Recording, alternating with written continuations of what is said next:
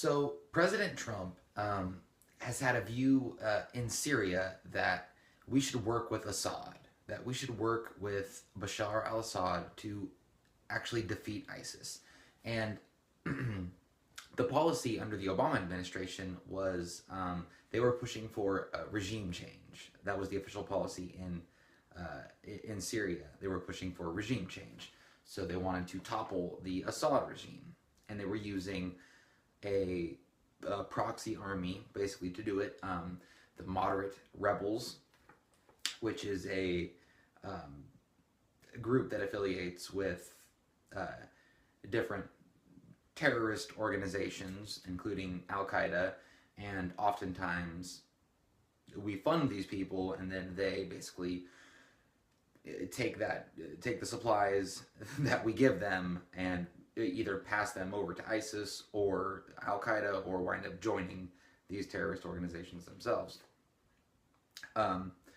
So the situation in Syria is a big mess, and it seemed like President Trump really understood that to an extent, at least, and he wasn't pushing for the same regime change that the prior administration was.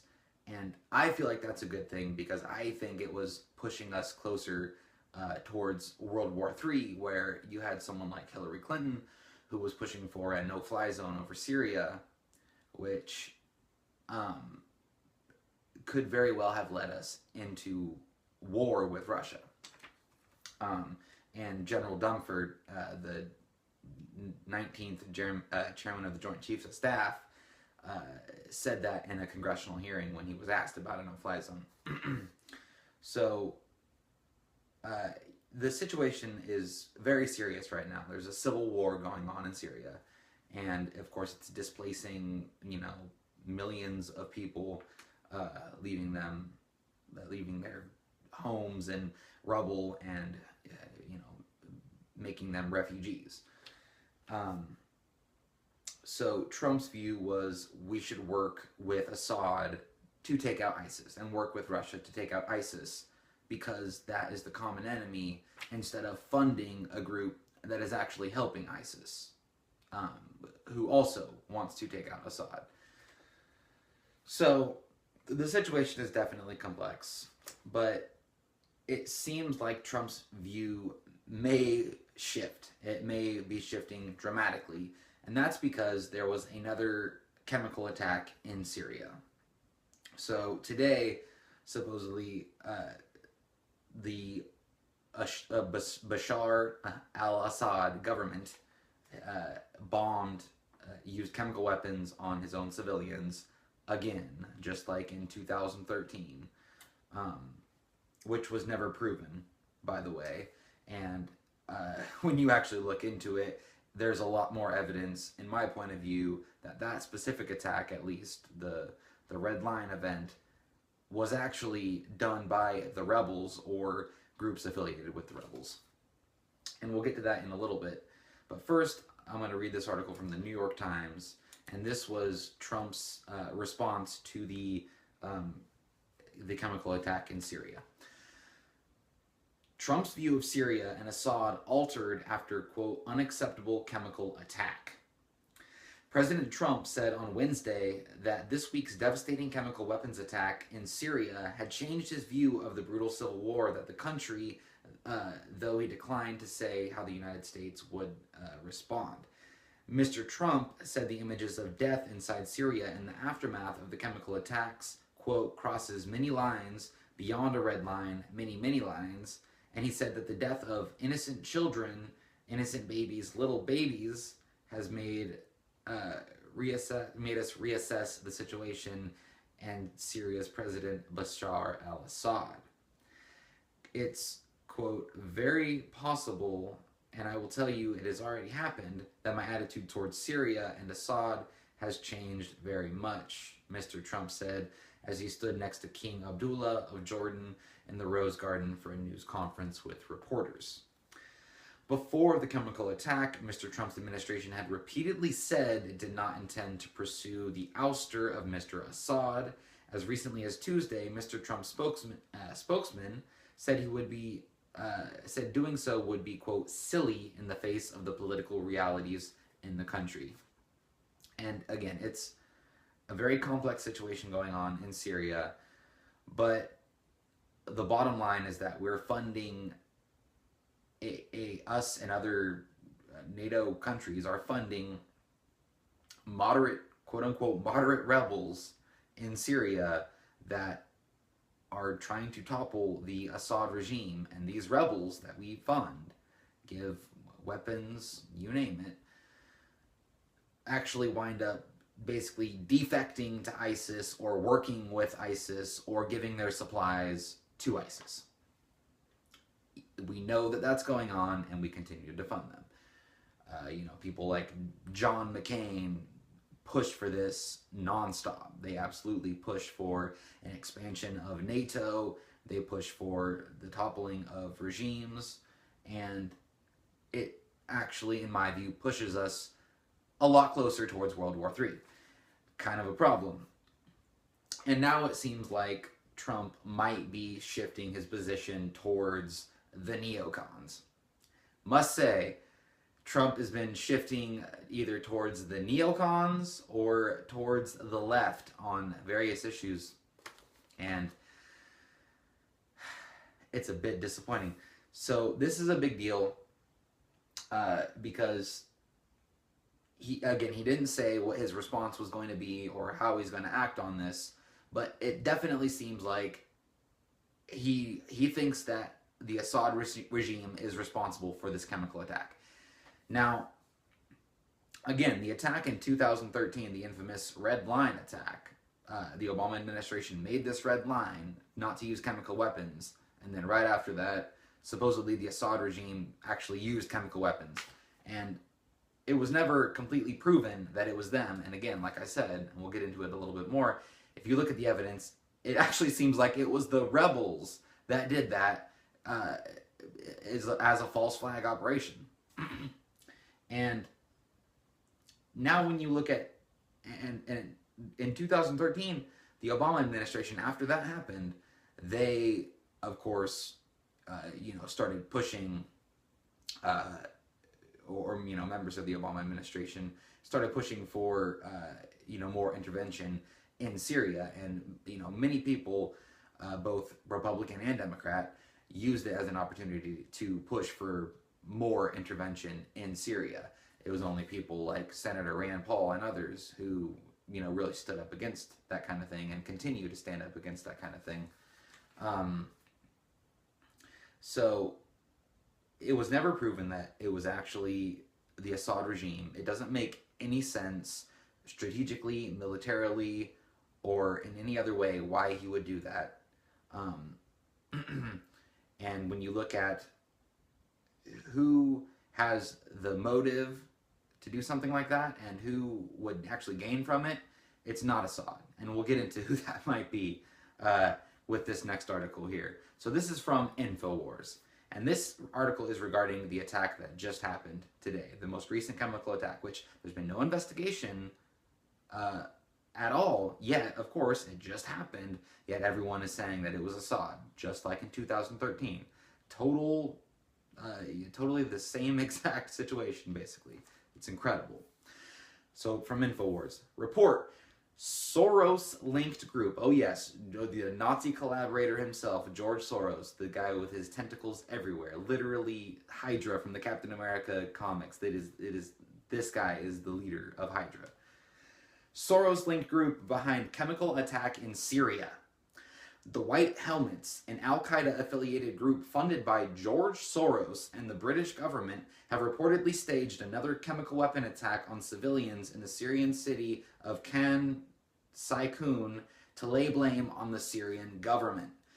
A day prior to the attack, Gulf-based Orient TV announced, quote, "Tomorrow, we are launching a media campaign to cover the airstrikes on Hama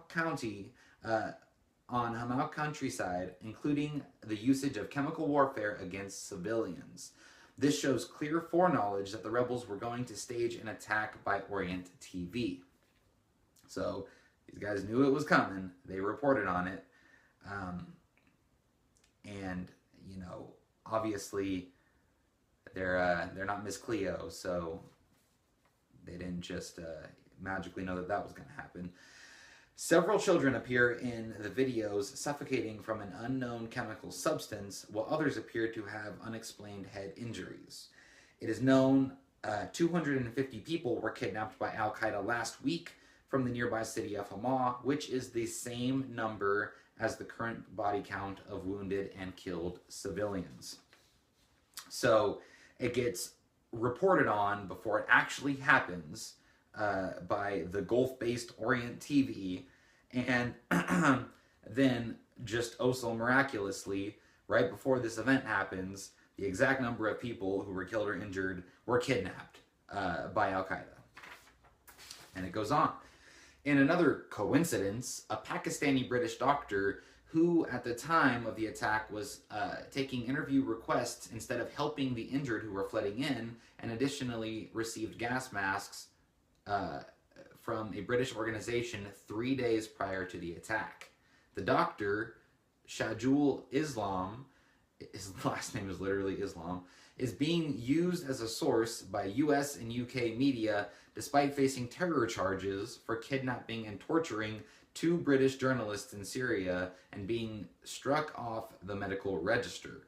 The organization responsible for sending him equipment is under fire for using donations meant for refugees. So it sounds like a very, credible source of information there. The Al Qaeda-linked rebels have claimed the chemical was sarin gas used by the Syrian government. However, the OPCW has confirmed Syria no longer has chemical weapons and completely dismantled their stockpiles in 2013.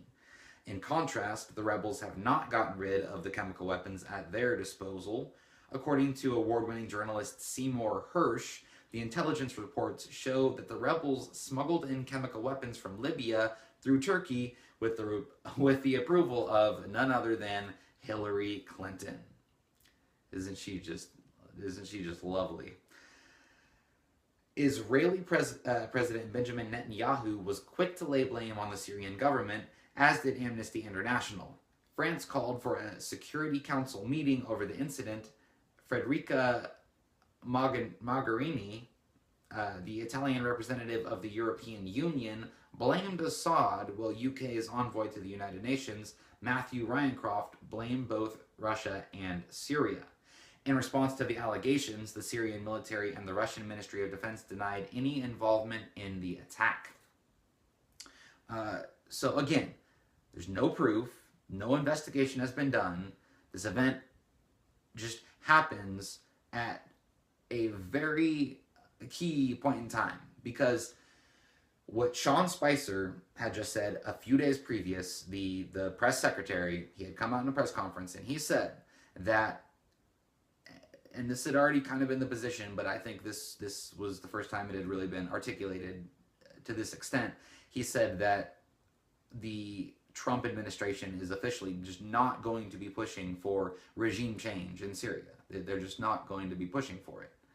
So right after that happens, and of course Trump has criticized Obama for putting his red line up and then not following through on it.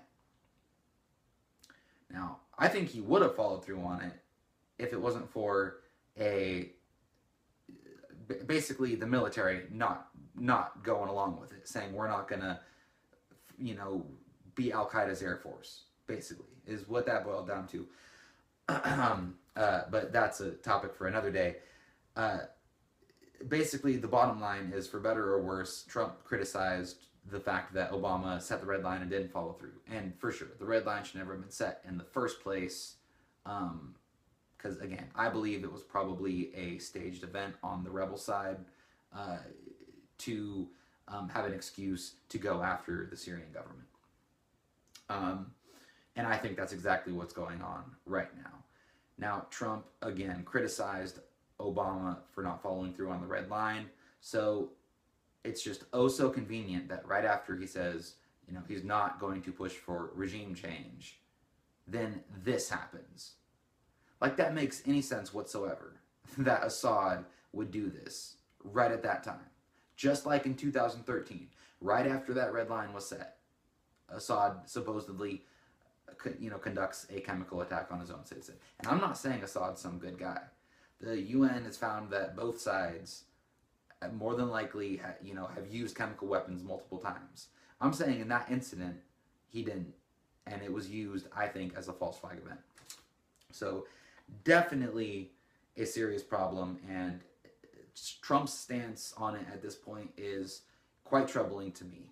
So now I'm going to go to an article from the Daily Caller and just a little bit more evidence to show that this event might not be what it's being portrayed as. So, from the Daily Caller, false flag. Ron Paul says Syrian chemical attack makes no sense.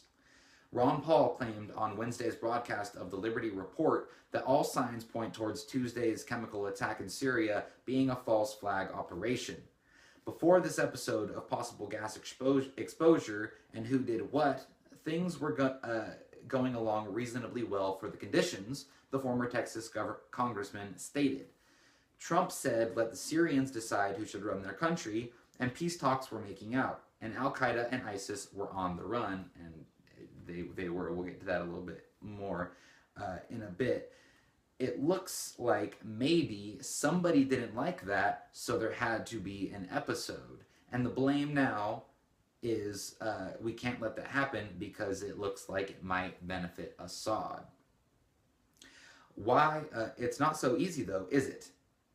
What happened 4 years ago in 2013, this whole thing about crossing the red line he posed, ever since then, the neocons have been yelling and screaming. A part of the administration has been yelling and screaming about Assad using poison gas. And again, that would be people like, Lindsey Graham. That would be people like John McCain. Others, people on the Democrat side as well. But, sometimes it's those neocons that are the loudest when it comes to really pushing for war with Russia. So, it's absolutely absurd. You've got these people just jumping, to these conclusions when there has been no investigation has been done. The motive makes no sense whatsoever. And you've got people who have been pushing very hard for regime change in Syria.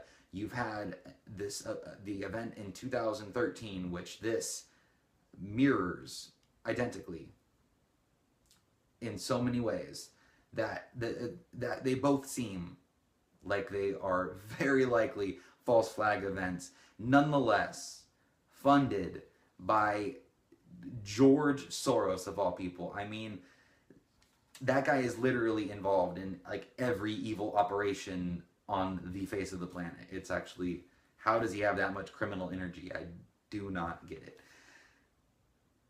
Quote, it was never proven in fact, very important, agreed Ron Paul Institute for Peace Prosperity Executive Director Daniel McAdams. UN official Carla Del Ponte said it was most likely done by the rebels. Oh yes, UN official, most likely done by the rebels. Again, that's where the evidence points. But they hope people just are too stupid and they can just say the Russians are evil and Assad is evil. And again, I don't think the Russians are not evil. I don't think Assad is necessarily not evil. The point is, people are creating situations and using them for their own political motives. It makes no sense, even if you were totally separate from this and take no sides of this and you were just an analyst, it doesn't make sense for Assad under these conditions to do all of the sudden use of poison gases, Paul continued. I think it's zero chance that he would have done this deliberately. Now, so we're talking about motive, right? Assad has no reason to do this. Trump was just saying that they're not going to be pushing for regime change. He wants to work with Assad to battle ISIS. This is the last thing in the world Assad would do. Unless he literally is just a 100% psychopathic, murderous dictator. But you know what? Maybe that's true. I don't know. I can't tell you for 100% it's not. All I can do is look at the evidence, and the only, real, hardcore, consistent, murdering psychopaths I see are the ones that our government is funding trying to topple the Assad regime. People who, shove gay people off rooftops and drown people in steel cages and stone people to death. Literally Stone Age barbarians. Assad's not perfect, Syria is not perfect, but it's secular. They let multiple religions live, whether you're, Sunni or Shiite or Christian or Alawite, whatever. You could be a Buddhist. It doesn't matter. That's not what the radical, especially the radical versions of the terrorist organizations that we indirectly fund and help to proliferate. So, those are the people who have zero tolerance for any other religion or for any other, way of thinking aside from a orthodox, hardcore fundamentalist view of Sunni Wahhabist Islam, where women have to wear bags over their heads and just everybody is a whack job. So, no thank you. And again, this is a serious situation. It's a very critical situation, and I think Trump is positioning himself with the very wrong people, the neocons, the people who, absolutely just jump on something like this to try to move us closer towards war with Russia. Something, I don't know, maybe we should try to avoid. Thermonuclear destruction. It's not really my idea of a fun night, but to each their own. So, we're talking about motive, right? Makes no sense for Assad. Let's talk about someone it would make a little bit of sense to, do something like this. George Soros. So, from Fox News. Lawmakers probe U.S. funding for Soros Group's left-wing causes in Europe. George Soros' alleged meddling in European politics has caught the attention of Congress. Concerns about Soros' involvement most recently were raised by the Hungarian Prime Minister, who last week lashed out at the Soros empire and accused it of deploying, quote, tons of money and international heavy artillery. The dude's got, all these different NGO, these non-government organizations, the Open Society Foundation and all these others that fund all of these different far left-wing groups in these different European countries and in the United States as well, to basically stir up trouble, cause riots, create unrest, cause division, and overthrow regimes. It's the guy is literally like the leader of Hydra. It's crazy. And it goes on here. But days earlier, Republican lawmakers in Washington started asking questions about whether U.S. tax dollars were also being used to fund Soros projects in the small conservative-led country of Macedonia. Representative Christopher Smith led a group of House lawmakers in writing to Ambassador Jess Bailey, an Obama appointee, demanding answers. Senator Mike Lee, Republican Utah, also expressed concerns about the USAID money going to Soros' Open Society Foundation as part of a broader concern that the U.S. Embassy has been taking sides in party politics. Nah, you think? Quote, I have received credible reports that, over the past few years, the U.S. mission to Macedonia has actively intervened in the party politics of Macedonia, as well as the shaping of its media environment and civil society, often favoring groups of one political persuasion over another, Lee said in his letter, and you can guarantee it is not on the right side. It is on the far left, the very far left side, every single time. And, you know, this is a problem. This is somebody getting involved in other countries' politics, actively trying to sway public opinion towards one political party, and actually activating